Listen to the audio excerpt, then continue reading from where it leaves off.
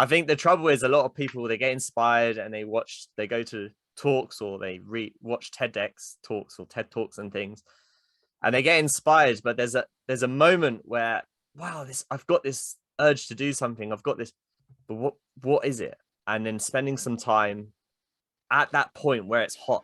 And I always call it like when it's hot. Yeah, Alex knows that I will just write to him when it's hot. I'll just be like, Jesus, just come to my head. What do you think? But it's really important sometimes to capture that, because then it will just get lost and it'll float away.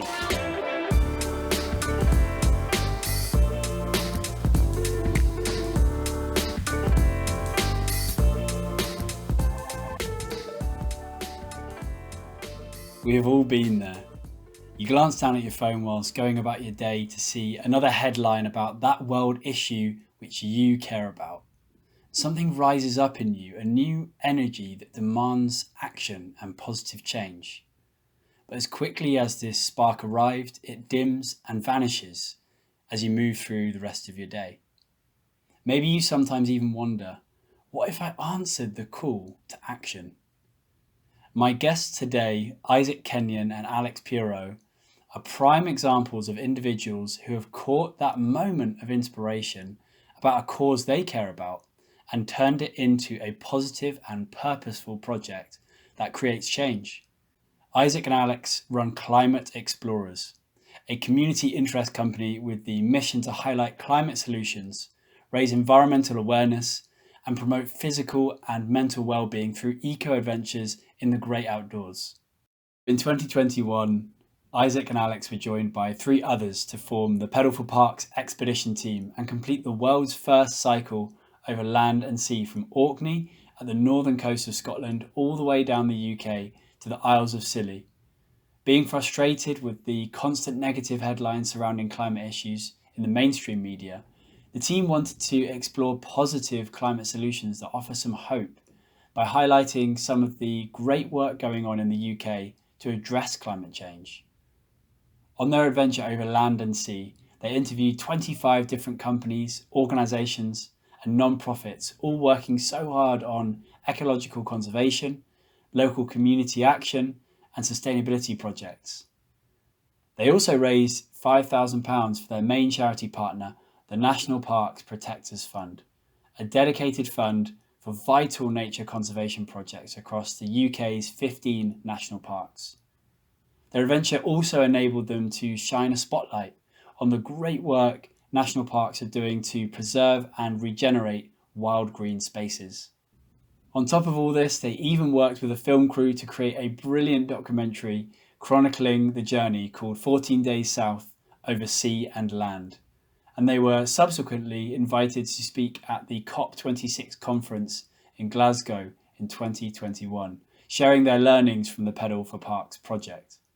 Their journey is a welcome breath of fresh air amongst the barrage of alarming headlines that are becoming more and more regular as we continue into our climate and ecological crisis. They have an infectious passion for projects that create positive sustainability change, and I hope that you can feel this energy for yourself from the episode and nurture it so that it grows in your own life. Sending good energy to you all, and I hope you enjoy the podcast. Peace.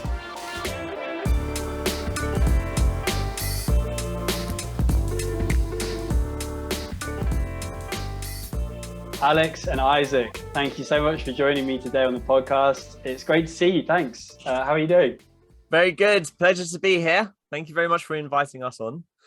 Yeah, cheers, Tom. We're really excited to share our adventure and our learnings with you tonight. So thank you. No problem. Well, in lining up for the interview today, I had a really lovely opportunity at lunch today of just like watching through the film that you've been a part of and been a real driving force in.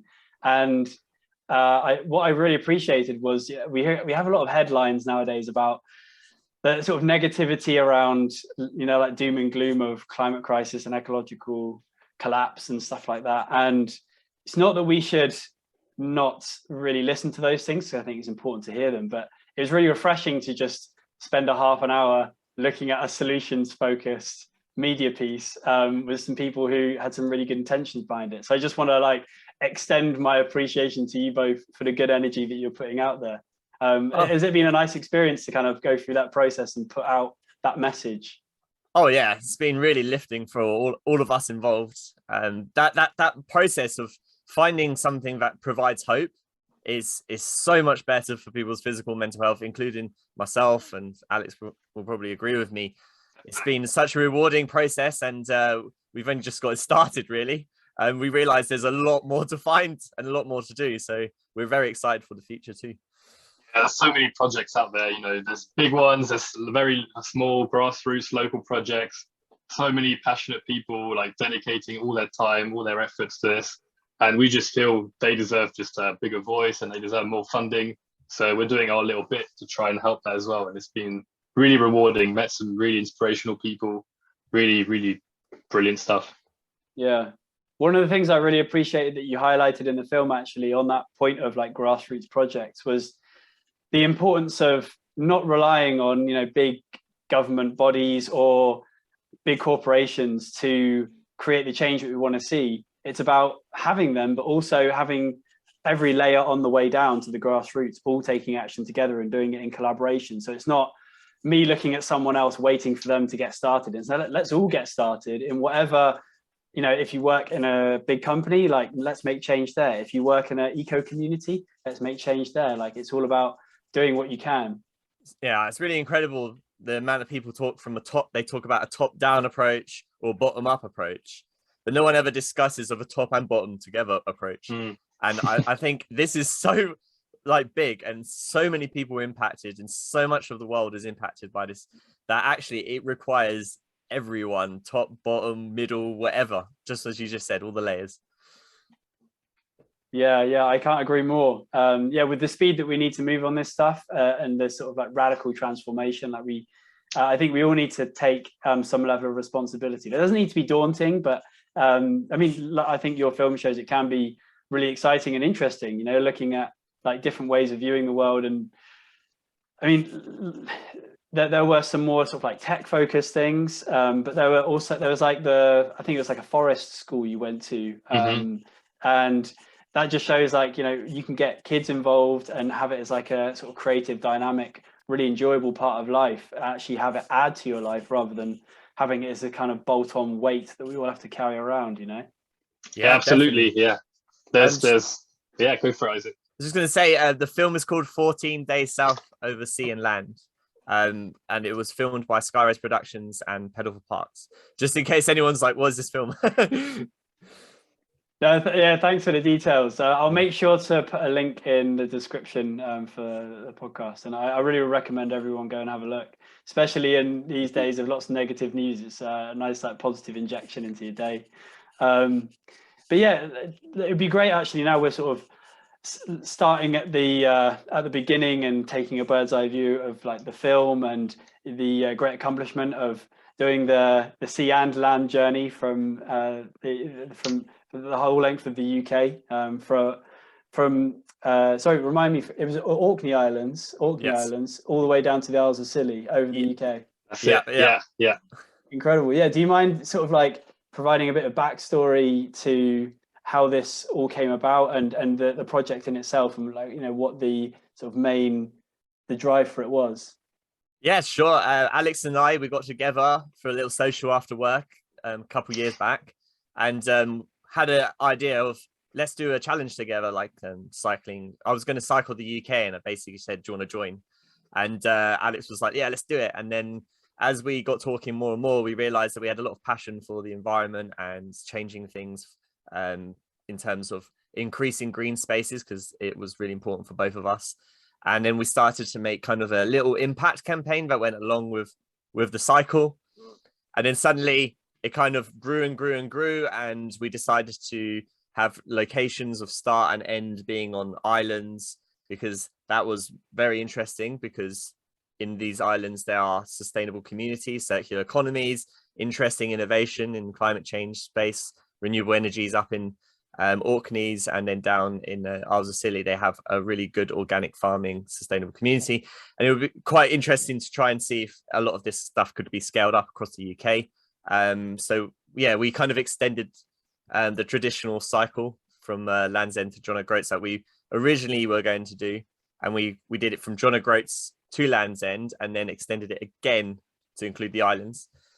So yeah, that's how it kind of the inception was, and it really came down to a strong cause of the outdoors and nature and green spaces was so important for both of our mental health. We both have mental health pasts, and we kind of use the outdoors quite effectively to help us. And we think that the way we're going with climate change is not only the fact that the CO2 emissions are rising because of fossil fuel exploration, but also the fact that we are taking away green spaces from communities. And I couldn't imagine a life without being able to escape into an outdoor space. So we started an impact campaign and to highlight sort of regeneration and climate solutions from this. Yeah, something from the film as well. I think it was in the Orkney Islands. It might have been yourself who was talking about a small little woodland that was on the islands, and the rest of the islands were they've been deforested for agricultural work. And you were just saying how striking it was to have somewhere where like when you think of that place in the world, it strikes you as a very wild place, but actually like so much of our land in the UK now has been transformed to serve purposes for us. So lots of agricultural land and lots of it has been urbanized, and we have just lost an incredible amount of our wild spaces, and the wild spaces we do have left are so critical for our resilience, our emotional resilience, our mental health resilience. And as I think that these increasing pressures of climate change and ecological issues, they might go up a notch or two. I think it's important, even more important, to have those spaces for us to be able to sort of detune from everything. And it's great to hear that you've also had personal benefits from those during your journeys too. Yeah, absolutely. We've both, have some mental health issues in the past. Isaac's, you can talk about himself. It's been more anxiety kind of issues. On my side, it's been depression a few years back, and it got, so bad that I had to stay in a psychiatric hospital. And that was just before we started the project with Isaac, actually. That was kind of after that, I felt I had to kind of do some big changes in my life and work on a big campaign, get a lot more purpose. And the outdoors, as I always say, it serves as a place to reconnect, balance the kind of the working lifestyle and even the university lifestyle and all the time we spend indoors. So for us, it was just it's where we go. Like we talk to each other pretty much every day with Isaac, and it's always like, oh, have you been out today? Like, have you been out running or cycling or whatever? Like, we always know we're outdoors pretty much every day, at least a little bit, because like one day inside is just I feel like I go mad after the whole day. So during lockdown, that was just when we weren't allowed to go out much, that was just crazy because. And even my friends, just normal people as well, who never really thought about the outdoors much themselves, they really noticed how claustrophobic it got staying in a flat all day, or just in the same like four walls all the time, working from home. So at least it's made a lot of people realize the last 2 years just how important the outdoors are, and that we can't just take them for granted. They are well protected in the UK. There's a lot, green belts, green land, but even some of that is being encroached on now because we just don't have the space anymore for housing and for just more infrastructure. So it's even more critical now with the climate crisis and everything else that's going on that we, just increase the amount of work on increasing the amount of outdoor space we have. Innovating, innovating and new ways of building, new ways of living. Like maybe the society can just change kind of its way of living, or instead of us and nature, us with nature. Like there's kind of a versus at the moment. And maybe we need to have nature within our cities, within our towns, so that everything can kind of coexist. Because at the moment, it seems to be us winning, and we know we're going to win, but in the end, we will lose. So we can win now for a bit, and it's great, or we can all win together, us and the planet. So there was an interesting eco village we went to in Scotland called Finhorn, and over there they have houses that kind of back out onto just, instead of gardens that are kind of, you know, man-made and nurtured, like pruned and made to look exactly how you want it, they kind of just back out into communal space, which is basically just the countryside, like, and, you know, and the beach. Like they've built their houses in a very sustainable way, and they're made of wood, and they have great, you know, they produce their own energy, and they have various other initiatives going on to have as low environmental impact as possible. And it was interesting to see how, you know, this is our garden. Like, we don't need to put fences up and say this is my bit of space and no one else can go in without me saying so. The people we met there were a lot more connected with nature, like as a whole. That there's plants in all around. You know, they haven't changed the landscape too much where they live. So that was really cool. And another time we discussed, this connection between nature and people. There's like two camps, like people who think we should dominate nature and kind of the planet is there to serve us. And then there's kind of the other camp that's more like, well, no, we're part of nature, so we should live in kind of a symbiotic way with it. And it was quite interesting to see, like, there's good points on both sides, actually, because you do need some pragmatism, some realism as well. But it was interesting to see, like, agriculture versus rewilding projects and reintroducing wild animals. And obviously, you know, some don't want that because it means they can't farm as much. But then maybe there's different ways of farming as well, where you can have more wild plants and wild animals in there that actually does help. So there's a type of farming, you know, called agroforestry that we found out quite a bit about, where you don't just stick to monoculture, to one type of crop. You kind of you farm multiple types of crops, so you're resilient. So if one year there's a bad condition for a single crop, you can grow other crops. It also helps to with the soil to put different nutrients inside it, not to saturate it, that's it. The soil. And it also means, you know, you can have crops growing like under trees, so you can have multiple layers of things going on. biodiversity. Exactly. Which means it's just a much healthier environment for nature as well. You can have more animals going into these environments as well, and it's just much healthier for the soil, and actually it leads to like increased crop yield.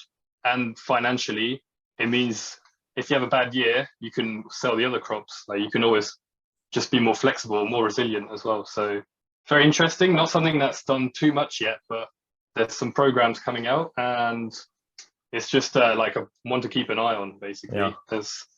And also, we didn't do any interviews, but we learned quite a bit about vertical farming in cities, for example, and areas where you can control exactly the conditions that plants grow in. So you're guaranteed like plants growing all year round, all the time. And there's very advanced techniques now where you don't need much water usage. You can use very energy efficient LEDs to control the light that the plants get. So it's very exciting to see, you know, a lot of science being put into this as well. And just different ways. We'll need every way, like plenty of innovations to get us through this. So really, really exciting. Yeah, absolutely, Alex. And you brought up a really important point there about these kind of like different attitudes from different sections of the population regarding like where we sit in relation to nature. I mean, even having the word nature as a kind of external thing to ourselves kind of says where we sit as a society, where, like, you know, nature is somewhere, you know, where you go and have a nice walk or something, and then when you come home, like, nature's gone, you know, that's it. But actually you can, well, in my belief is that you can't separate yourself from nature.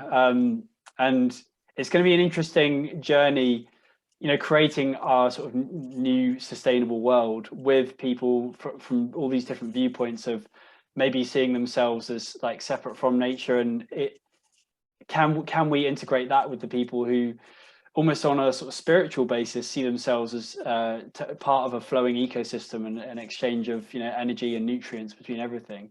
And it'd be interesting to hear actually where you guys sit on that spectrum, especially after your journey that you've had on your cycle. Yeah, it's incredibly comes down to belief and religion in a sense of what is in an individual's belief here. Do they believe that we are different to the rest of the world and it should be a separation, or do they believe that we are part of the rest of the world and it should be coexistent? I think there's just two, and then there's a bit of spectrum between, but those seem to be the the two that I see at the moment. I think that it's been quite a good question from you to say, where do we sit on that spectrum? I would say before the journey and the exploration of what we've been doing here with this film project, I was probably sitting more in the middle of such, where I believe there was a bit of separation. Yes, I will have my own land and this would be my space, and there's a bit of isolation and separation there between me and nature, and I go into nature's realm when I want to, and then I come out, and then I'm in my own world. And then since during the process of talking to lots of different people, seeing these projects for myself, seeing nature for myself a bit more, and really deep thinking, I've probably swayed more into coexistence. I'd like to coexist with nature. When I have the funds, of course, a lot of it does come down to it. I would like to have a bit more of a sustainable plot where I live, where I can kind of, a bit like the eco village of such, that sort of vibe. But the problem at the moment is it's expensive to do that and get land like this. And I'm hoping as I get older, I can afford and pick up some skills, and also maybe it will get cheaper to do. Yeah, I would say kind of similar to Isaac, really. I'd always I would say I'd seen myself as part of nature, but not really acted that way. So, I wouldn't really go out of my way to destroy nature or anything, but I never really did anything to kind of help improve it. Like, I don't garden, I don't like live in nature. I still live in a city, so I'm not 100% connected. I would say since a trip, I've definitely got a lot more ambition to help work on nature and like preserving nature. So definitely want to, when I'm moved to my own place, grow my own food is a big one. When you see all the benefits that provides, and just get my hands probably a bit dirtier, like do some planting, do some rewilding, those kind of things I want to try and do in the next few years. And it's interesting. It's also about finding the time and the right places to do this. And there's a lot. Pretty much all land is controlled, so you can't just go somewhere and say I want to do this and do it. So trying to figure out a way to live in a bit of a closer relationship with nature. So yeah, it's kind of involves a lot of rethink about how we just do every day, basically. Like it'll be also giving up some comforts, but maybe finding other ones. It's interesting. In cities, it's quite rare to be able to do rewilding and things like that. In the countryside, like where some places where I live, I can get out in community action groups and do these things. But it'd be nice to have my own sort of area where I'm living and coexisting. Yeah, and like bringing it back to the mental health points you were making earlier. It's amazing if someone can get out to a local like national park or green space and like go for a hike or go for a cycle or whatever. And there'd always be a place for that. But imagine, if many of us had day-to-day lives where connecting with nature was a necessity for growing your own food, being in the garden, and like you wouldn't have to carve out time because it's like, I'm going to go and do some gardening for an hour. And as I'm gardening, I'm putting my hands in the earth, I'm looking around, I'm seeing the trees, like I'm already automatically connecting into it. And like engineering our society in that way could be really powerful. Yeah, I'd agree with that. And a way of locally sourced food, that could be a good widespread thing that we could do in the UK. Yeah. There's quite a lot of luxury food that we have that we're quite attached to, that comes from abroad and has huge unsustainable footprints, CO2 footprints, and also unethical sometimes the way it's produced. But we have probably enough land and enough people and resources to actually probably grow our own food. It may not be as exciting having all these flavors from everywhere in the world, but there's certainly a lot of food and produce that we could live on. And I guess it comes down to that sort of, how far are we willing to sacrifice some of these artificial comforts that we've been making over the last 20, 30, 40, 50 years, We've made it so possible in Western world to get food from all over the world. That's a luxury. That's not a necessity. there is food that we can grow here and we can feed ourselves from our own land, it's very possible we've been doing it before. It's the fact that we've decided, let's have all these cool things, these extra nutrients and things that we wouldn't get. Yeah, it's an interesting debate and discussion. Yeah, very interesting. And yeah, the new indoor farming methods and just general climate changing as well means that we can grow things here that weren't grown before. So there's so much potential. Like you can grow all kinds of berries, for example, indoors. You know, there's I'm sure there's plenty of stuff that we don't even know that we can do yet. Yeah, it's interesting to see, like, kind of going back to basics a little bit as well. If you had to kind of farm your own food, that kind of thing. But I think to be successful, you have to do it in a way where, yeah, it's like you said, it's not a chore and it doesn't carve out a huge amount of time, because otherwise you wouldn't be able to do other things, you know, like your job or just like everything that we've been able to achieve since we've had agriculture and not all having to spend our time finding food all day.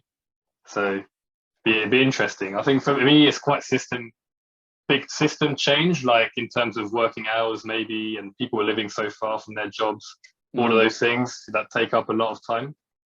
And, you know, that's coming as well. You see that especially like in Nordic countries, like slightly more left-leaning countries as well, a bit more progressive maybe. They're starting to do 4-day work weeks, for example, and people are starting to get involved in their communities a lot more. They have not only the time, but also the energy to do it, which is also a big factor. And kind of, yeah, growing those communities again. So all very interesting. So hopefully this can be accelerated as well. But I think it'll go. I'm quite an optimistic person, so I think it's coming, but who knows at what speed, really. That's yeah. That's a really good point, in that, in terms of like the really radical behavior change that needs to happen in our society, like to rely on people doing that from the sort of self-generated energy that they have. Like, some people will go there sooner or later, but if we sort of create the right soil for people to grow in, you know, if we encourage people to do those right things by, if we have a reduced work week, giving more people more time to get out into nature, or, you know, go to their allotment or whatever, or do something that is sort of more regenerative and nourishing. Like, you know, maybe that's the way forward. But yeah, I'd love to go down this rabbit hole further and further, but I'm realizing that we definitely need to get back to your amazing project that you've completed. I do love the deep esoteric stuff, but I think we kind of left off last when we talked about your project, and you planned it as a sort of smaller adventure, and it kind of got bigger and bigger and bigger as it went on. What was the experience and the kind of techniques behind actually like planning something like that, the logistics, especially as you're both working full time as well whilst you're planning a gargantuan adventure? That must have been a lot to juggle with. Yeah, there was a time where there was a tipping point where Alex and I and the rest of the team had a discussion that at this point it's going to something's going to need to give if we want to scale this again. So when we decided to do the film, that was where it really stepped up. So before the film, it was just going to be a cycle where we were going to maybe talk to a few people and have a few interviews. Then we thought, well, a lot of these things that we're discussing, most people would be quite interested in as well. Like, why just leave it for us, and why not share it with the rest of the world? These climate solutions, we don't know about them. We're going there to investigate. Hang on, most people don't know about them, so why not share it? So then we decided to go for the film, and that was where we had to sort of reevaluate our lives for the next, I think it was about 8-9 months or so, the process of training for this expedition at the same time as producing a film, getting a film crew in, getting the funding for the film, getting the logistics, all the permissions, where all the locations will be, the route that we were going to take, and the support team that you needed to kind of get your message and your PR and your media across.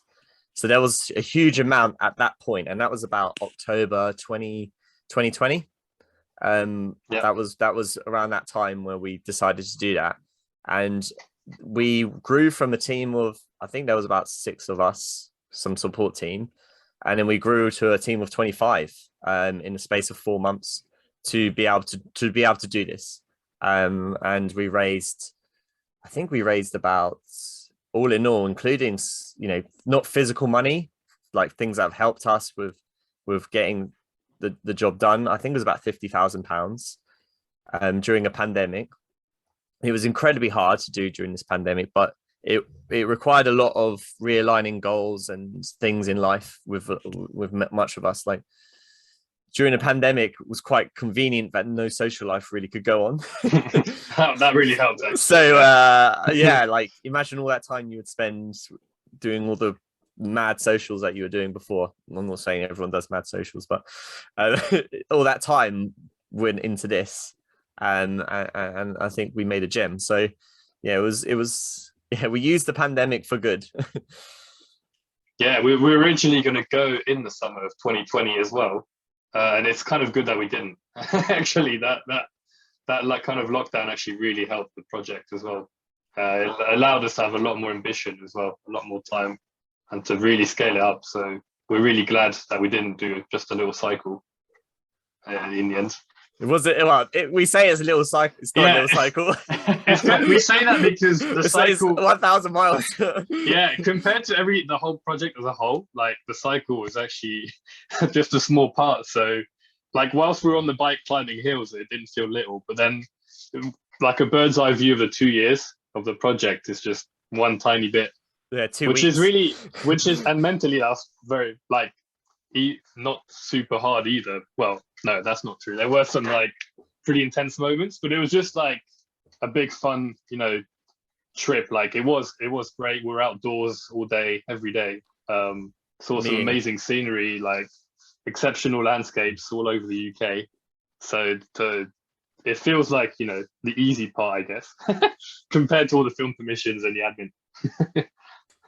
Yeah, did you manage to find a balance between sort of soaking up the amazing experience you were having, like at the time, you know, like cycling like through the Lake District or something like that, versus kind of worrying about the next stage in the journey and the logistics, and like, you know, you've got the support crew, and where are we going to meet the support crew, and then the documentary people are going to be here at this time. It must have been like a hell of a lot to hold in your mind at once, maybe more of a mental challenge than a physical one then.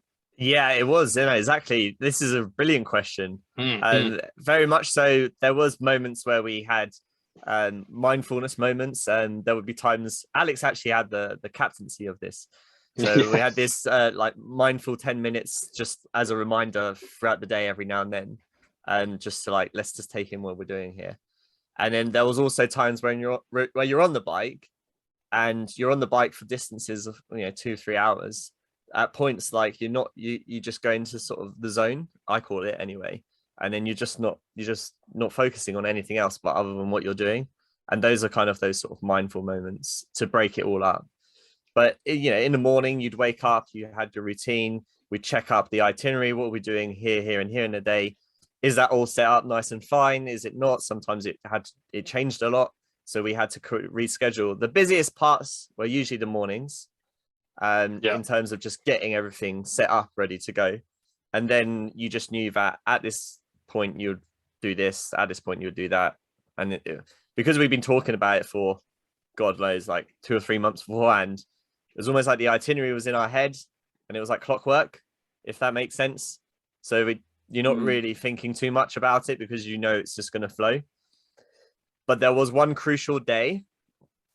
extremely crucial day where everything could have gone wrong, and the whole itinerary, the whole film would have been smacking ruined. And that was on the first day of the trip, which was doing the water bike crossing. So the first day of the trip required us to finish a cycle and a water bike crossing, because then everything else was scheduled within the next days thereafter. If you were delayed or late a whole day, that skews everything out the window, and there's no way you're going to reschedule all these interviews in time, your accommodation, everything in time. So it was really crucial that we were able to do that. Our plan B was to not do the water bike crossing and actually take the ferry so that we could continue the journey. But then that's not the most environmentally friendly way. Like a water bike would be cooler and more environmentally friendly. But yeah, yeah. So I guess that answers your question. There were points where we were not always thinking about it. Yeah, it was interesting. You mentioned that kind of like sense of like a pressure of these things stacked on top of one another on certain days. Do you have your own like individual ways of just like holding with that pressure in those moments? Because it can be really difficult to, it feels like a weight on your back sometimes when you've got a lot at stake, especially if there's funding involved from different companies, sponsorship, things like that. Yeah, we worked together, Alex and I. Like we talked much. a lot. Like communication was key, really. Like not hiding anything and like sharing if you were feeling overwhelmed.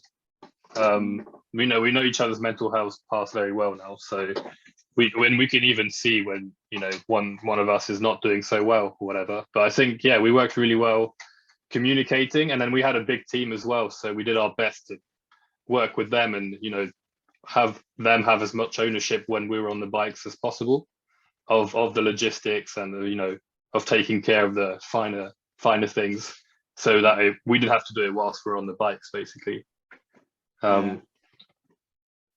Amazing. And you mentioned that you had all these interviews lined up, and many of these interviews were with professionals involved with the national parks, running down your route. And it'd be amazing if you could share some of the sort of key learnings that you had, maybe some of the things that surprised you. I'm sure you've both been to a fair few of the national parks, but I'm guessing you learned a fair few things on the journey as well from these professionals, rangers and such. Yes, yeah. So that all in all, I think there was 26 interviews that we did. And in the film, we only covered 6 of the interviews. And so we're looking to try and extend and do a series and things at the moment. But yeah, from learning standpoint, I really wish I like filmed everything really myself, like what in all the conversations I was having in my head to the conversations I was having with people, because I was learning just constantly for that 2 weeks. It was like a intense learning session. The biggest learnings I found in the national parks were very surprising, in fact, was the ability of the parks to be so different. I just was so shocked at how different they all managed and how different they were impacted by human activity. They all had a different story. Every single one of them had a different story. Yes, the population is increasing and more people were visiting the parks. That's a common thread. But the way they were managing it, the damages they were having, and the types of environments they were also different, the ones we visited. And for me, that was quite shocking, because you just say, oh, national park is national park. Everything's the same. Trees, mountain, lake. But there's actually a lot more to it. They have different environments, different biodiversity. They have different areas where they have people. So in certain national parks, like the Cairngorms, I was really interested to hear how they manage the tourist flow. And they specifically build infrastructure in a certain area, and they don't extend that infrastructure out. They don't create new paths. They don't create like ways of getting into sort of the wilder spaces, because they're trying to prevent people from getting involved in those spaces and building in those spaces. So by trying to keep everyone in one spot, the damage or the human impact is all in one spot, not the whole thing, the whole park. Whilst if you go to the Lake District, there's loads of interconnecting towns and villages all the way through, and then there's paths in between all of them. The whole park is very much under a lot more threat. It's inhabited basically every corner. Yeah, that was striking in Lake District.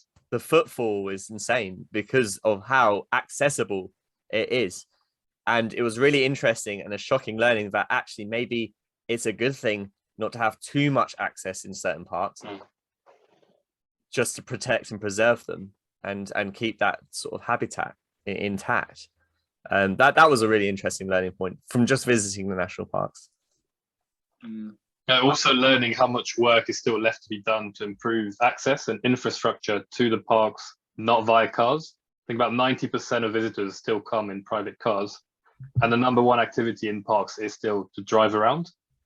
And there's just a lot of work needs to be done to improve ways of getting in, especially with trains and coaches, just to get people to go in a more environmentally sustainable way and less damaging and just less stressful way as well. Because no one likes to be sat in queues of cars in small towns, like trying to find a parking spot.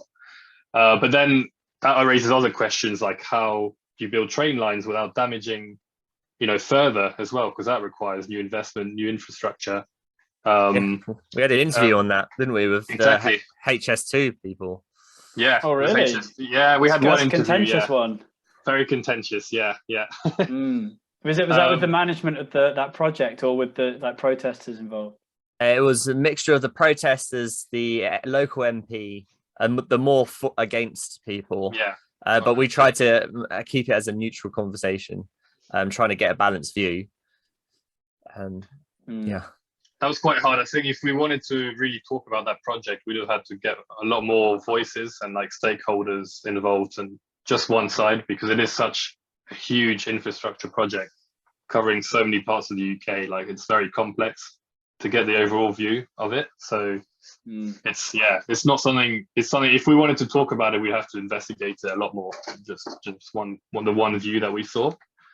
But that's interesting. Yeah, that's very interesting too. And there's also work being done by railways. They're working, there's a lot of tourism agencies in Scotland. They want more people to come, but not necessarily with their car. Because, for example, North Coast 500, stunning route, absolutely brilliant to cycle, but it was rammed like the last 2 summers because of staycationers. And there's a lot of, they don't have the infrastructure in these cope towns, with it, actually. Not enough accommodation, not enough food outlets, not enough toilets, parking, that kind of thing. So it's been interesting. We talked to the national parks, and they've said to the overall organization, National Parks UK, and they were saying, we've been wanting for years for more people to come to the parks and to get involved and to visit, because it does benefit the local economies as well. And then suddenly they got a bit more than they wished for with the last 2 staycations, because huge, like insane, like, visitor numbers increased by 3 times, triple digits. Yeah, insane. Like, wow. 200% increase in some parks, especially Lake District, given that it's, kind of in the middle of the UK, so easily accessible. And they've, it's been a good source of income, but it also, the infrastructure wasn't always there. Yeah. So it's been interesting. Like, some parks like Exmoor, they get obviously a lot smaller of a footfall than Lake District. So it was interesting to see them, how they managed what was happening there.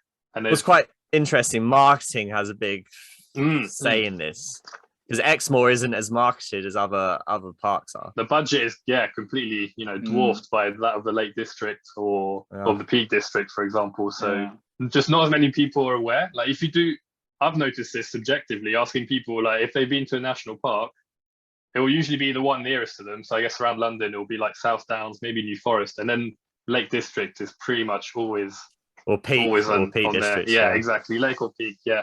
When we went to hear someone say, like, I've been to like the Northumberland National Park, for example. They don't. Like, is that Broads, is that a national park? Northumberland. That's what you'll get. Is that the people don't think it's a national park? There's 15 national parks, but they think most people could only count maybe 1 or 2 or 3.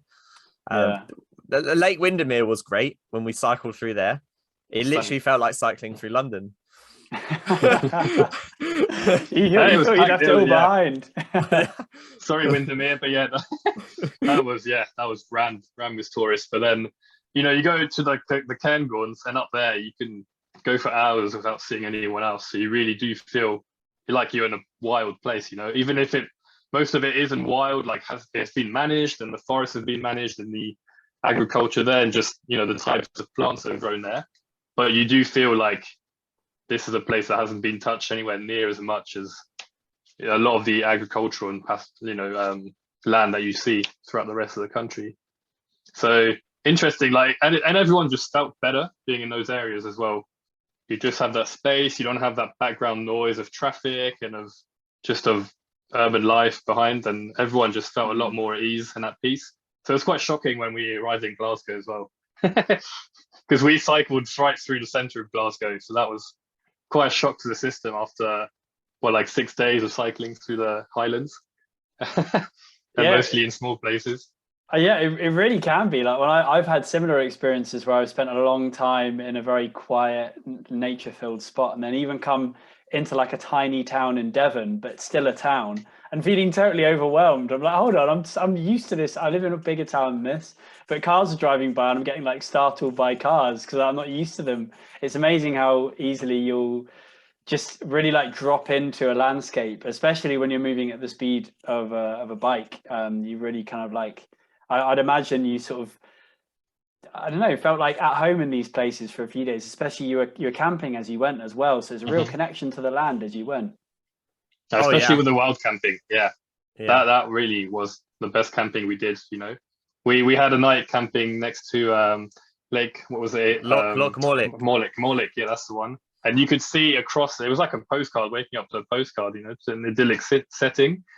Across, you could see the snow-capped peaks of the mountains, even in the summer, and it's so tranquil. And you know, you had ducks walking around, and lots of birds, wildlife, and that was the best night of camping, I think, of the trip for me. Just so restful as well. Like even though we're doing a lot, that you just felt refreshed as well. You felt good in the mornings when you woke up. Can you imagine doing all these interviews in cities and cycling through cities every day? And just driving around as well, yeah. That would have been hard work. Yeah, Deliveroo style. Alex, I got to come back to what you said earlier because it really surprised me when I heard it, and I have to double check this. So you said the number one activity in these national parks, or some of the national parks, is just driving around, not like getting out the car and doing like an activity, but like being in the car and just driving and looking at stuff. Like a safari park. A little bit, yeah. Drive, stop, take photo, Instagram, get back on, drive again. Maybe go to the pub or whatever, but yeah, the main activity is just to drive around the park and just look around. Yeah. And so, you often imagine these national parks as just like that, like they're there, and there's not a kind of like mediation of how people are supposed to go in and do things. But like what I really found from your documentary and now this conversation is that it's so important to be good stewards of those places and like educate people properly about how to respect the land, because it doesn't just belong to you. Coming back to that point of ownership of like, you know, it may be labeled, you know, property of whoever owns the national parks, but there are all these amazing species of plants and animals and in the microbiome and everything else that lives there, that, you know, they have a right to that land too. And maybe those parts of the national park that we can't get to, you know, maybe that belongs to, you know, the really wild things that aren't human as well, because they need to have spaces that also. Absolutely, yeah. And you know, they have a role. You might think, oh, but humans need to get there and we need to build things or whatever, but they're actually essential because they're carbon sinks. If you want to think of it as like, what benefit do they provide us even if we can't go there? Huge carbon sinks, peatland bogs that you often can't go in on as well. They store one unit of peatland, just peatland as a whole, just stores 5 times more carbon than trees. Like they're incredible. We learned a lot about those in Dartmoor. We had a good interview with a ranger there. There are areas that it's cool, maybe go and check it out or something, but we shouldn't bring masses of people there. We can leave it, respect it, leave it to manage itself. Really. Nature is pretty amazing at managing itself without our intervention, really. So I agree. There are a lot of places that should just be left. There's not that many left in this country, but this is a dense country, right? There's a lot of other countries as well around the world which are a lot less densely populated, where there are areas like that being kept and preserved. So it's encouraging to see how many other national parks are around the world as well. And there's lists of future potential ones. There's some in the UK as well. And there's even cities. I think, Isaac, you can talk about those as well. There's national park cities. Yes. Like organization that's coming. That's really interesting what they're trying to do as well. Yeah, I can talk on that. I mean, one of the massive facts is that UK has got the lowest levels of biodiversity in the world. And Wow. that was a massive learning, like during this process. I learned that last year, and I just thought, hang on a minute, we go around preaching to everybody about how to do things. We're not even doing it well ourselves. So how can we go around like, you need to do this, you need to do that to other countries when we're not showing the example? Which is why I think the COP26 was very, very important for us this year, to try and lead by example and show that we're actually trying to do something. But yeah, national park cities, they're really interesting concepts. So I spoke to a couple of the people who are on their sort of board of and directors of it all, and they're trying to push it. They're basically organizations that are championing in a green city. So London is a very green city compared to a lot of cities like New York and places like in Sydney and things like that. London is very good. What they want to do is champion it and increase the green space and increase the awareness of green space, and also do more rewilding and try to build sort of green corridors in the city.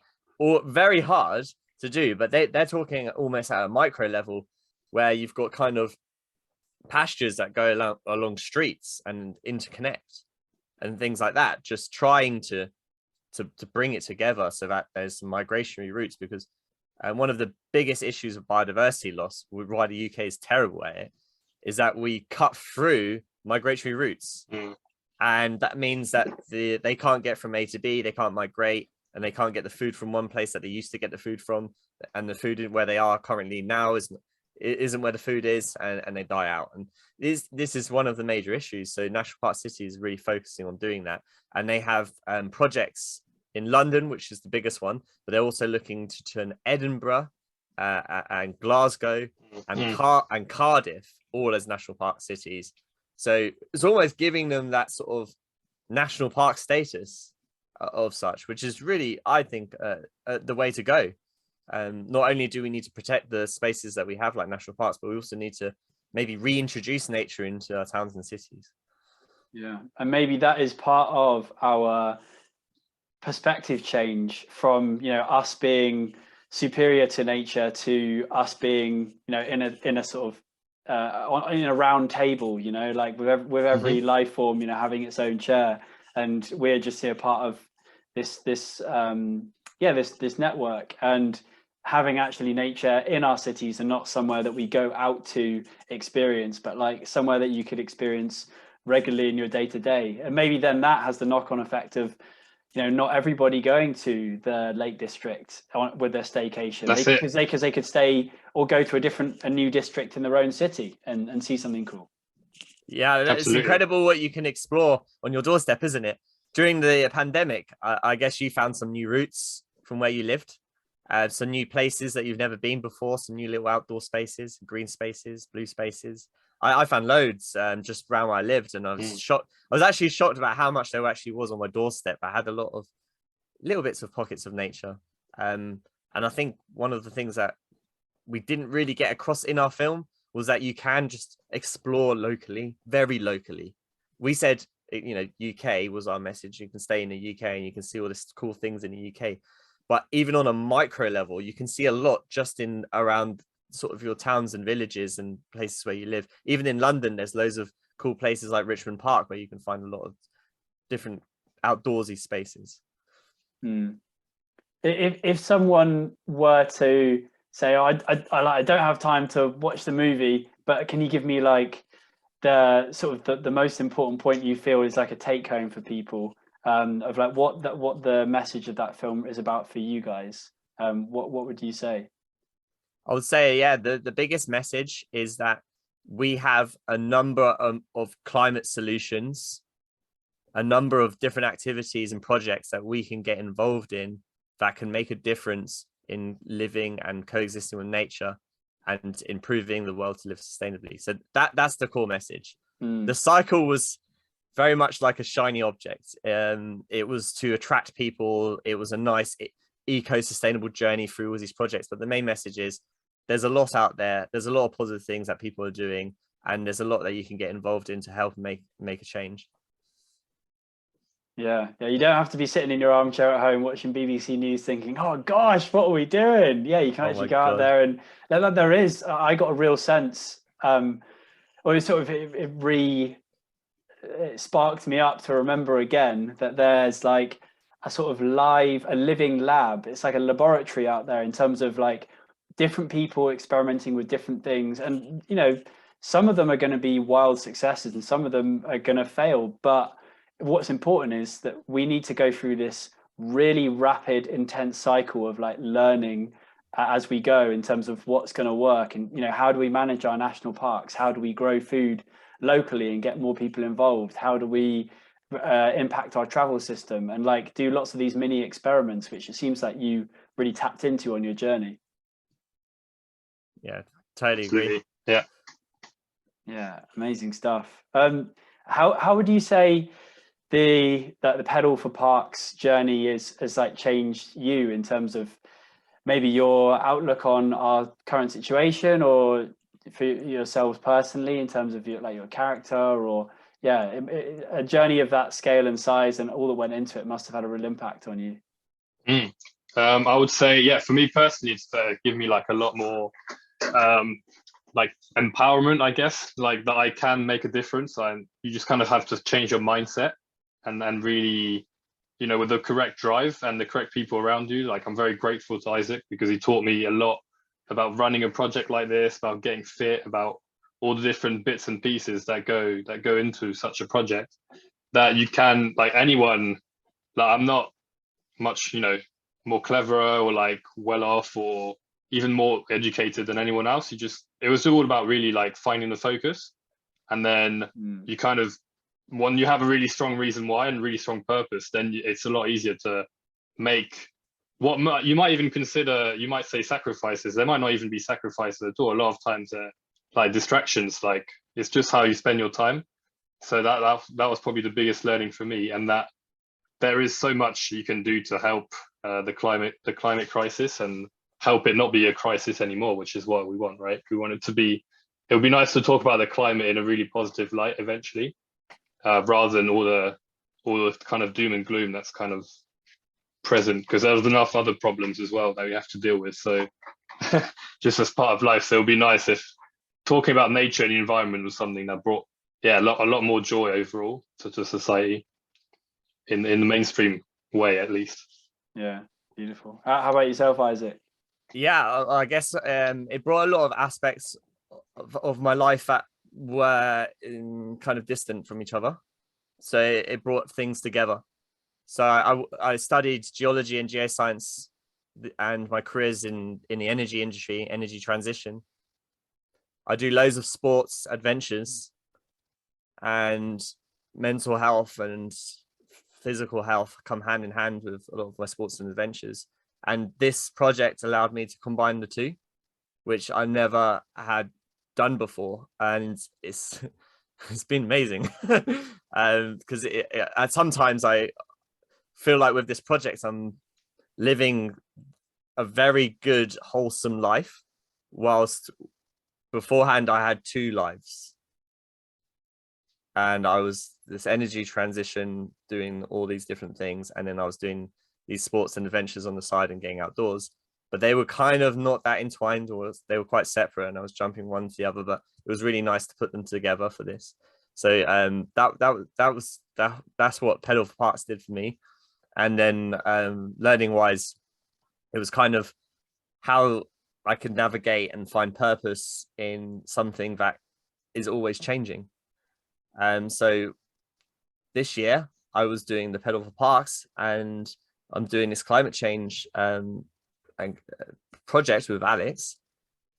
But next year we might want to do a bit more on climate solutions and less mental health, and that purpose can sometimes change with different people, and it's then working out where to go together. And that was an interesting learning point. Alex and I, when we started the project, it was just a cycle, and then our purpose with it changed, and we went together on the same stream. And I think that's really interesting learning that you don't often get in a workplace or a place like that where you're working for someone else or something like this. It was very much quite challenging to do, but it was a good learning to have from it. Yeah, we had to make all the decisions really. Like there's no one telling us really what to do. So that's really awesome. But it's also sometimes, it can be a bit overwhelming at times when there's too many decisions to make in a short amount of space. But so that's why the communication has always been like super key. So we know we're on the same page and we're working, to the same goal. We want to achieve the same things. It's not like, oh, I want to do climate solutions, I want to do mental health instead. We had, we work together on the same page. That's one of the beautiful things about the project, is that all of these elements were talking to each other, from the actual like physical endurance side of it to benefiting mental health to on the way cycling through these national parks and amazing wild spaces to bring up the whole question of our climate solutions and ecological solutions. So it was really lovely to see those interwoven into one project. Thank you. Yeah, that was a really good summary. Thanks, Tom. Yeah, no worries. I'll be on your marketing team. You can ask me. It's fine. Yay, please. I also imagine that there are lots of people that do endurance things, and this was a long old journey and a lot of like planning and stuff. And what must have been really energizing is having a purpose behind it that's bigger than yourself, rather than just like me getting across the finish line, which I'm sure was a great experience in itself. But in those harder times when you're juggling a lot of different things and your legs are tired because you cycled 80 miles in a day, like having that little bit of spark of energy behind you because it's about something that you care about deeply. Yeah, we saw this as a team of the planet, and this wasn't a team of just us. There's a lot more at stake. Every single human on this planet is going to be influenced and impacted by climate solutions. So when we're cycling to those climate solutions, we're thinking, we're getting a story out there that could really help a lot of people. So let's keep pushing these legs. Yeah, and if someone is like, they're in the car listening, or they're sitting at home listening, and they're like, I'm feeling inspired by these guys. I've got a little spark and I want to do something with it. But in 2 days that spark could be gone. Like how would you advise them to like turn that spark into some kind of action and get the ball rolling and to start their own purpose-driven adventure of whatever sort? Oh yeah, plenty of different ways to go about it. Tell someone how you're feeling, and they might bounce back like, why are you feeling like this? Then you're talking about all these ideas that you want to do, and then suddenly you're on your way. Writing it down if you have any thoughts from this or inspiration. To write down one action. Yeah, an action. I think the trouble is a lot of people, they get inspired and they go to talks or they watch TEDx talks or TED Talks and things, and they get inspired, but there's a moment where, wow, I've got this urge to do something, I've got this, but what is it? And then spending some time at that point where it's hot, and I always call it like when it's hot. Alex knows that I will just write to him when it's hot. I'll just be like, Jesus, this has just come to my head. What do you think? But it's really important sometimes to capture that, because then it will just get lost and it will float away. It might come back again, but not all the time. So I'd advise anyone to write down or tell someone about how you feel and what you're doing, or what you want to do.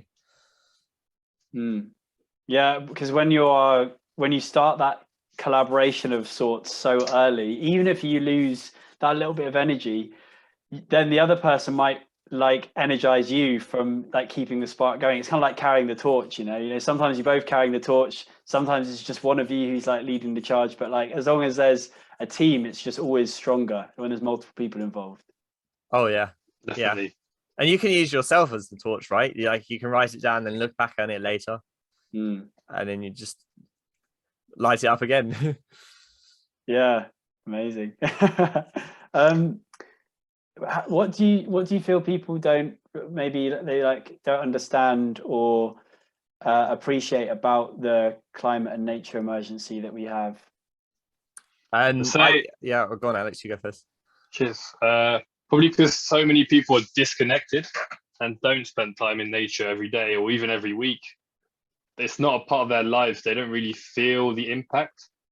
And maybe because we also haven't had huge environmental disasters in the UK, although, you know, there's been, for example, a lot more flooding, for example, in this country in the past year. They don't feel as affected by it. So they don't feel like it's gonna really happen here. Say maybe like if getting everyone more connected with nature and just, you know, feeling part of it, having that symbiotic relationship a bit more, would definitely make people care about it a lot more. Just if it was just more present in their lives. And that's not necessarily putting the blame on them either fully. There's also, you know, just areas that we live in, right? Most of us, more and more of us live in cities. So it's also on the people designing the cities, designing the spaces, because they didn't just pop up, right? Everything is just, someone's made the decision to make, you know, a particular road or particular building or particular area one way. That's all man-made decisions. Reconnecting humankind, like us, with nature a lot more, then people will care about it a lot more. And we had those two really good interviews, and they both have bits in the film actually. One with Gareth, the outdoor educator in Lake District, and one with Pete, for the founder of Peak UK, a kayaking company, and they both work with children and try to, for example, Peak UK, a kayaking place, they try to do it through sport, making kids care more about the environment. So you'll come and do, like, morning we'll do kayaking, and then the afternoon we'll do a litter pick, or we'll learn about these plants on the banks of the riverside, or why river streams, you know, river ecosystems, why they're so important and how they work. And because they're connecting like a fun activity that they enjoy, they want to do it again, then they also want to care for the environment where they're going to do that activity, right? So getting people involved as well, not seeing it as a chore, like you were saying earlier in this podcast, like something that's actually enjoyable and something that allows them to just feel better, and they see that connection and they feel better themselves. Gareth, when he takes children into the outdoors and they learn to make tools themselves and they spend time in nature, they do follow-up work with the schools, and they ask the kids, how did you feel last time? How do you feel now? How did you feel before you came here when you're at school? How do you feel now you're here? And it's never negative. It's always positive feedback. Like, I don't know anyone who's ever been out for like a really nice good walk outside or a hike or something and say, oh, I feel so much worse now. Like, it doesn't happen. So it's not how we're wired. So yeah, bit of a rambly answer. That's how I feel about it. Yeah, I say it's down to, I think, a lot to do with education is the barrier. I mean, I come from an underprivileged school. I mean, it's a privilege to go to school, but the school I was in was in a town called Luton, and it closed down when I was there. It wasn't teachers. They're just focused on get them to get the grades, learn maths, get them past that. They're not thinking about the wider problems like climate change. They don't put that on kids at all. They just want them to get through and get their grades. Or even so, in my school in particular, it was just behave well.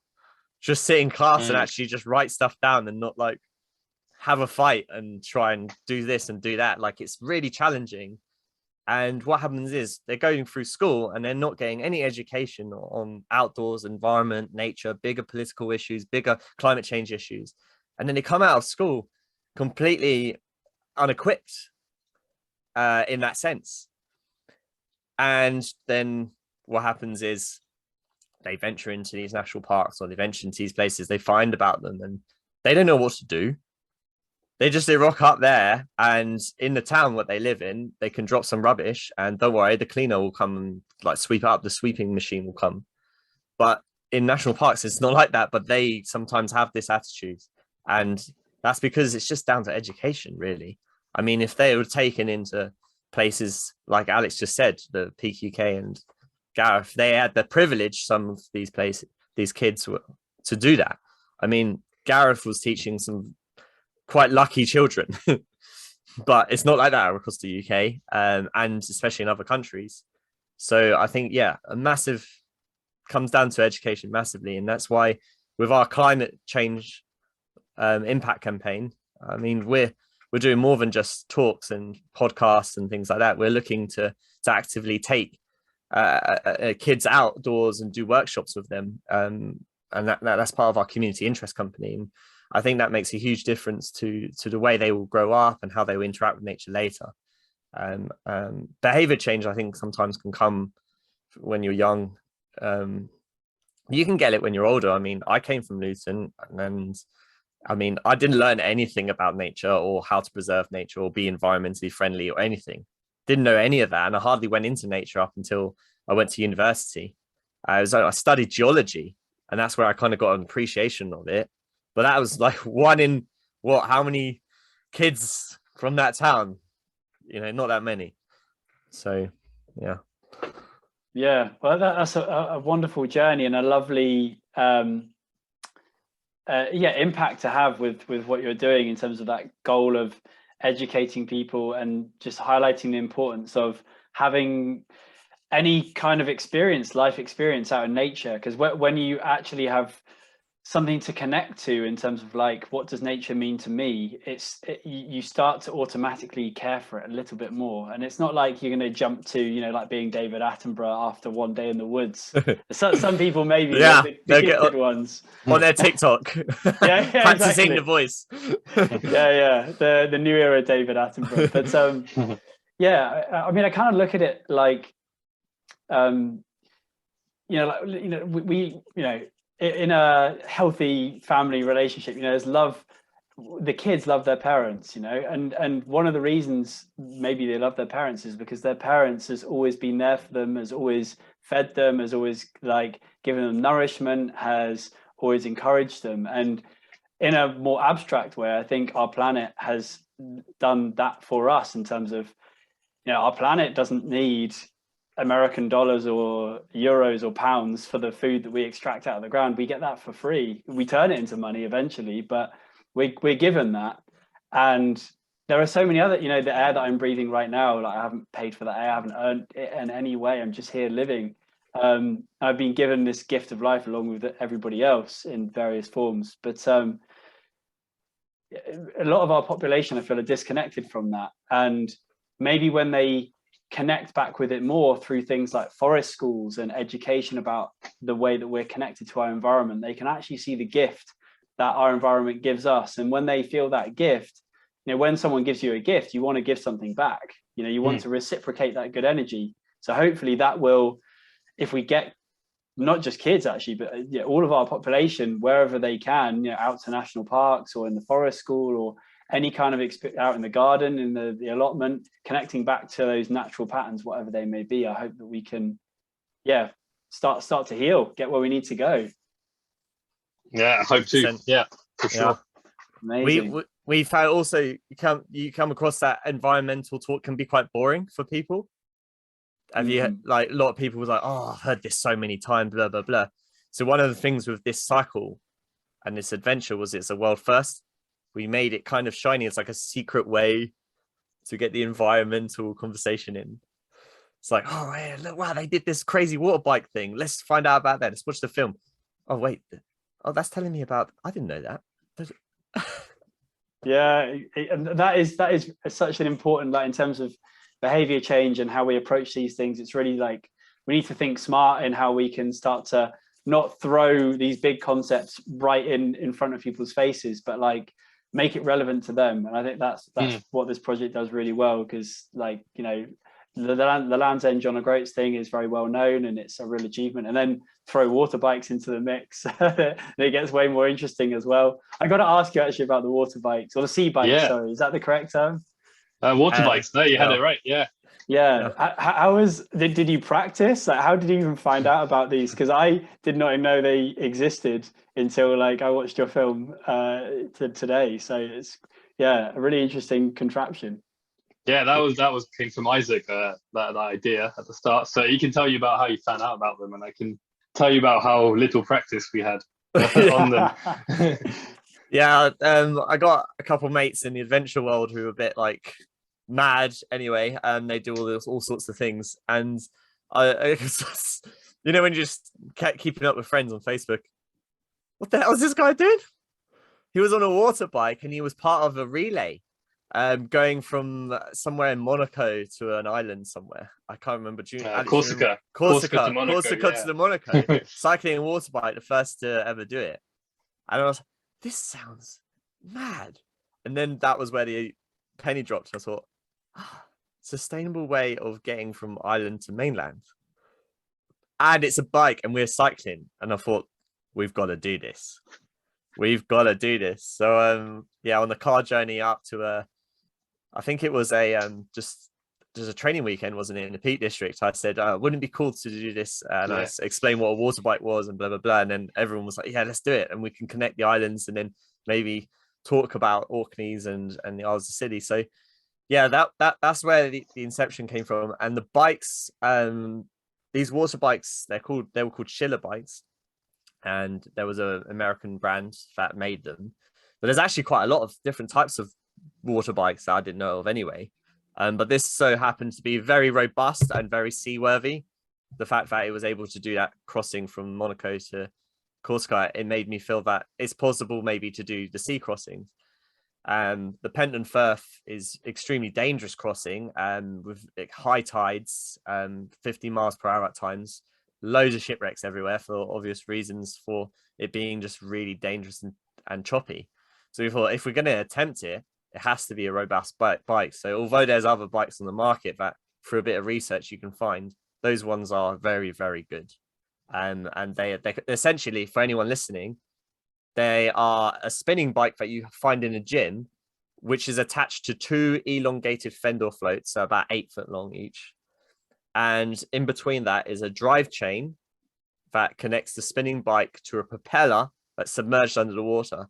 So as you pedal, you're pushing a propeller and your floats allow you to go up and over the waves.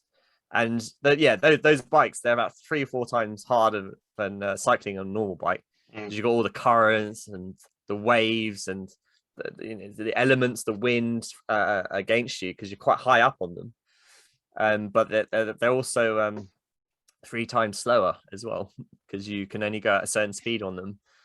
So although you want to go really quickly across and you can put a lot of power in, there's a lot of extra power that doesn't get you very far. So you're stuck at 5 knots as a maximum speed. So yeah, Alex can tell you how little training we had on them, because it was so hard to source them. It's so hard to source them. That's why there's not many in the UK, it turns out. There's 10, 15 of them. So it was quite a battle just to find some.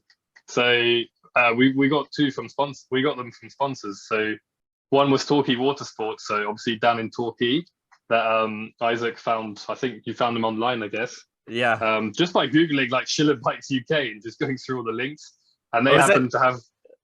Yeah, it wasn't I don't know how you found those guys. It was I phoned up Schiller Bikes, who then I said, have you got any bikes? Said no. And he said, but you can contact the people we've sold them to. I said, who have you sold them to in the UK? And he said, well, let me dig that out from the past. And then from there, it was like an investigative. That's it. It was the European rep. Yeah, that he put us in touch with.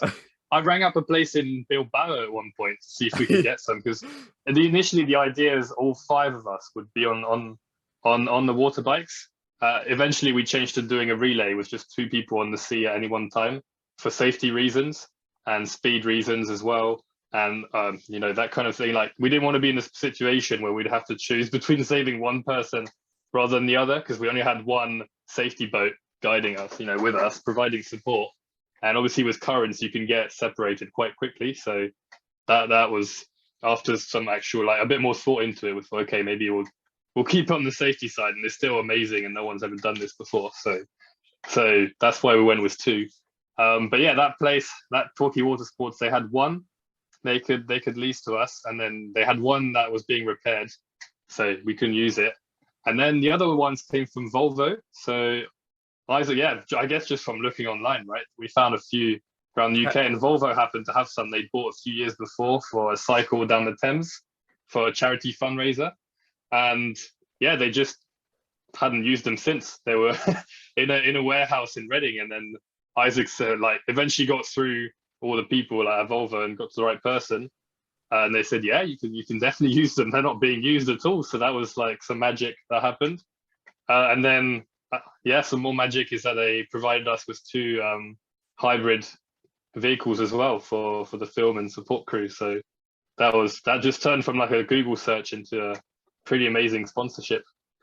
So So we had 2 bikes on the water at any one time, and then 2 bikes on the boat in case one broke. You know, you don't want to spend when you're going to the Isles of Scilly for like, you know, 50 plus kilometers, you don't want to spend time on the bike trying to fix it, repairing a broken cable or whatever. So that just allowed us to keep the speed up. So that was really good, like reassuring to know we had 2 spare bikes in case something happened, which we didn't need to use. They're really good actually. We didn't have any issues. So the trouble with training with them was training. That was the original question. We only had by the time we obtained them, we had 2 months before we were doing the trip, because it took so long to get hold of them.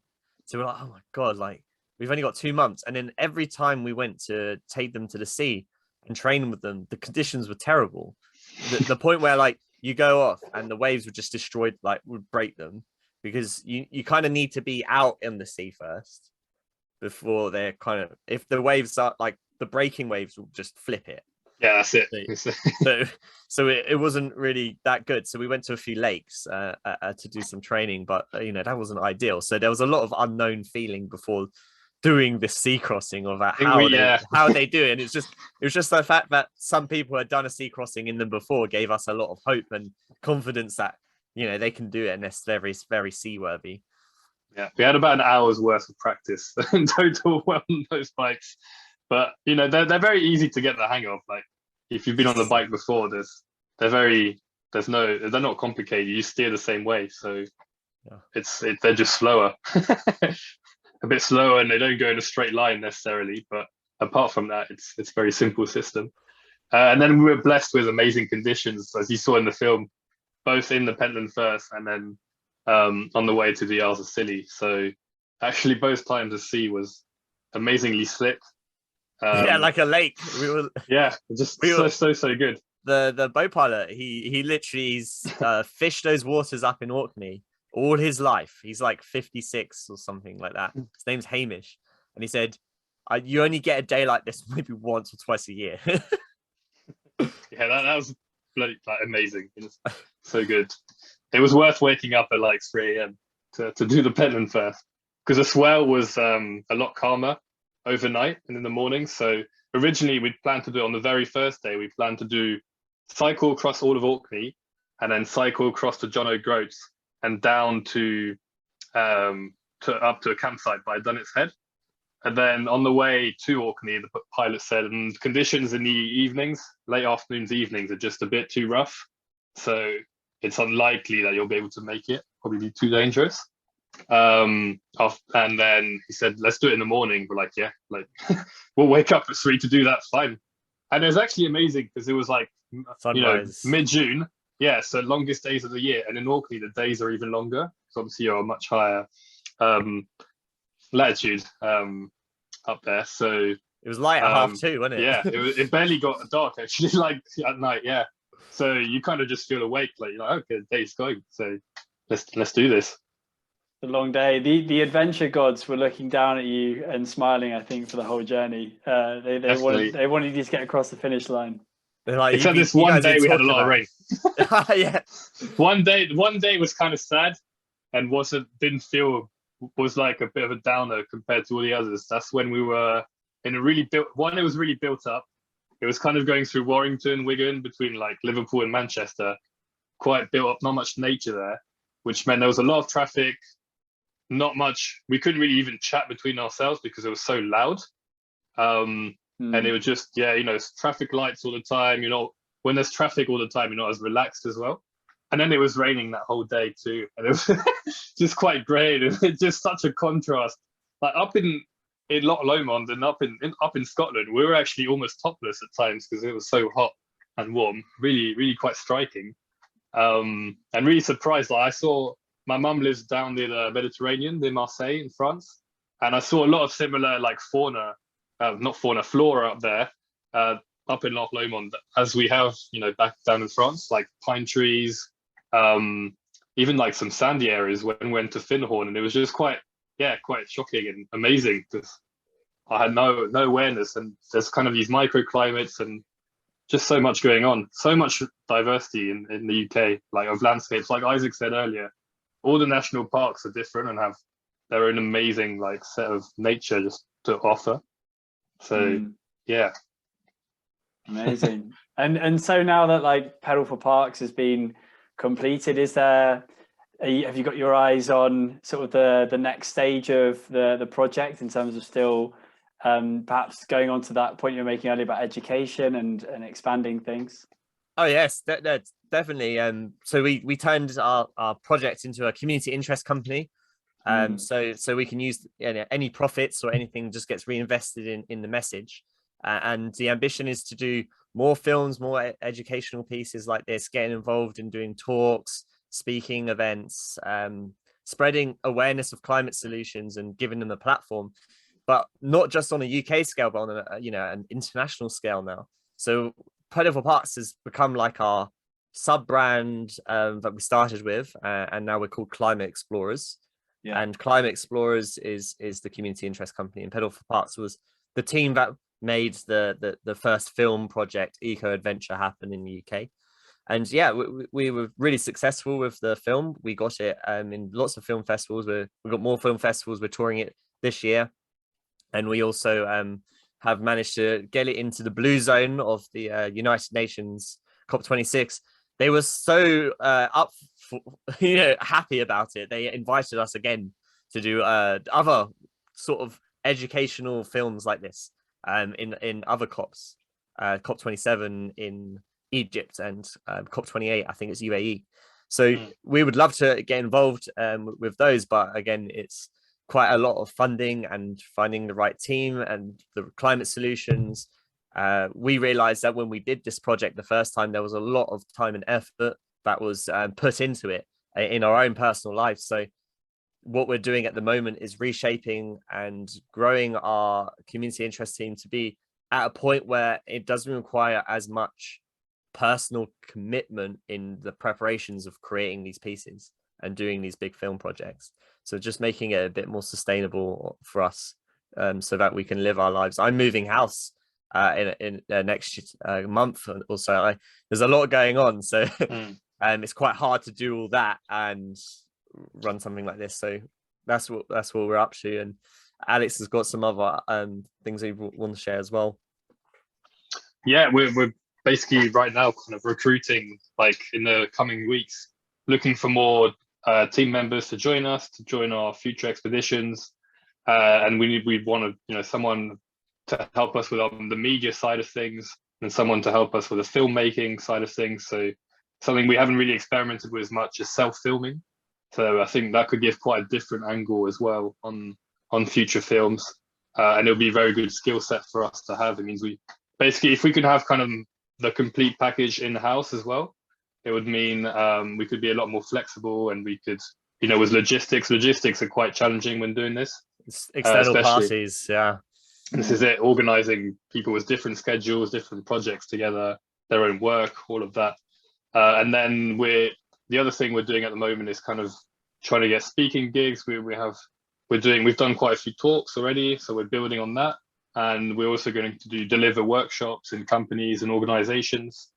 We have several different ones. We've learned a lot about how to run a business in a sustainable way.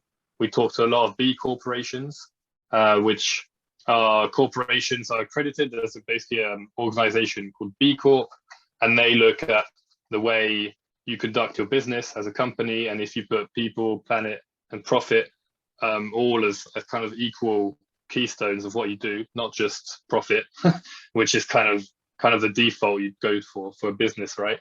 And they kind of do a big audit of just all those three aspects and see if all of them are being run in a sustainable way, run in an ethical way, those kind of things. And we've just learned a lot about that we want to share with other businesses. There's a lot of more of environmental, and not just environmental, but just sustainability as a whole. So, social aspect to what companies do now that companies are interested in, but they don't always know what to start. So we want to help them, kind of guide them on their journey with what we've learned. And obviously we have a lot of mental health background as well. And Isaac's, been a trustee of mine for 3 years, so he has a lot of expertise from that. And I've myself, been through quite a lot of therapy, been involved in community groups with this kind of thing. So I have a lot of lived experience as well that I can bring. So we want to And obviously mental health is a huge thing, and it's something a lot people talk a lot more openly about in the last decade in this country, which is great. But there's still a lot more work to be done, and still a lot of a stigma or a fear of publicly discussing it. So talking about that as well, and using our experiences of being in the outdoors and having purpose, and how that's really helped our mental health to really flourish and to be well. And yeah, just using that to build our capital and then allow us to do further, more ambitious projects, and eventually be able to be in a position where we can, in an ideal world, we could propose to schools, in poor areas or underprivileged areas. Who can't afford to take kids out, they can sometimes barely afford to keep the schools running, and let alone take them out for a week or even a day. Like my primary school that I went to was a state one. I was just really lucky. Like they had really good funds, and we had like an adventure playground in the school, a lot of nature to just run around in. They took, in year 6, all the kids, like all the year 6s, for a week just to do adventures, and down for like a kind of a retreat almost in New Forest. So that'll be like amazing to be able to offer that to a lot of inner city schools and schools in underprivileged areas, because everyone benefits from spending time in nature, and just from what we discussed earlier about wanting to care for it. So that's kind of the ambition, the goal. So a lot going on, but it's also very exciting. It's all positive giving, essentially. Yeah. That's all for us is about. This is it. We do this kind of as giving back as well. So this is a side thing. It's it's not our full-time work. So we don't depend on it. So we don't have that pressure of we need to make loads of money and like cut corners and not do things properly and, be cynical like in that way, as if we depend on it to pay the bills and to survive. So it's, trying to be just keep in a really positive space and take our time and just try and get, the snowball bigger and bigger. Snowball of positivity. That's a new metaphor. Yeah. Yeah, incredible. A green snowball. But yeah, I have a great sense of admiration for you guys. As you said earlier, you've got full-time jobs and you're still putting out this like incredible work and continuing the project on and looking for it to grow in a really organic way to serve this transition that we're going through right now as a collective. So I mean, I have to take my hat off to you, and I'm sure there's a lot of people out there who you're touching along the way in terms of inspiring them and just spreading good energy. So yeah, my thank you to you from the world. Thanks, Tom. Yeah, thank you as well, Tom, for having that platform, allowing these people to share their stories, and it might inspire a lot of other people to create and do good things. It's really cool. No problem. Well, but before I ask my last question, as we're getting towards the end now, if people want to follow your journey from this point onwards and look back at some of the stuff you've done, where can they find all this stuff online? Oh yeah, our website is climateexplorers.co.uk. So on there you'll see lots of blogs. We have a podcast called Mind the Green Space, where you can find out more about climate solutions, a bit more in-depth conversations. And we also have our social media handles as @Climate Explorers for most of them. There's a little bit of interchange because we weren't able to get every single handle the same. But yeah, Climate Explorers, you'll see all the links on our website. That's the best place. And if you want to get in touch, just DM us or send us an email or whatever. Alex and I also, our personal accounts, you can get in touch with us too. Yeah. Amazing. Yeah, and I'm sure they'll notice you walking around. For those that don't have the video on, they're both wearing their Pedal for Parks jerseys, and they got the raw orange going on, so it's definitely very visible. Yeah, I wouldn't say I wear it every single day, but I thought I'd put it on for the photo. I was hoping it was a week round affair where you go into work Monday morning, you got the jersey on. Oh yeah, I think my full-time job would be like, where's my logo? Where's the logo? Lovely. Okay, yeah. So last question before we wrap up.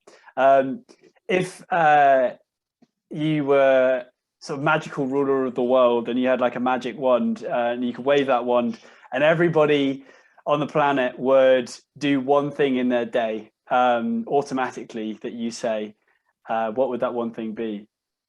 That is a really great question. All the power. Yeah, I guess the one thing that I would say, do one thing that makes you happy. Some people just don't do things that make them happy. They do things for other people all day long. So yeah, if everyone could do something that makes them happy. Take a walk outside without any distractions, music or phone or anything. Just go outside and then see what kind of thoughts you have and notice how you feel. See if you feel any more grounded or if you have any more headspace. Start small. Incredible. What's yours, Tom? Yeah. This is a hard question. Listen to my podcast. Okay. No. Right. Which episode is it? No, I think so. It's interesting. I haven't actually I've always thought about asking other people. One thing, I think it's about being still and really just being able to be with yourself. So I think just having half an hour of mindful time to be with yourself and just accept whatever is. And that can be with meditation, that could be a walk in the forest, that could be going out on your bike, but not doing it with any distractions, just being with your mind and whatever comes up, not judging it, just that allowing whatever comes through and almost just like welcoming it in and just saying like, this is what is going on right now. I think that's my current answer, but I wish I could give people 10 things, to be honest. It's hard to pick one. Yeah. I like that answer a lot. I'm going to do that today. Oh, lovely. There you go. I've shared a bit of inspiration with you guys. Amazing. Well, yeah, thank you so much, both Alex and Isaac, for joining the Pedal for Parks project. The adventure was really amazing to see on the film, and I'd implore everybody to go. I think I paid, I think it was the Kendall Film Festival website, and you can watch it through there. So I'd recommend I'll try and put a link in the description because it's a really wicked film and a great window into your work.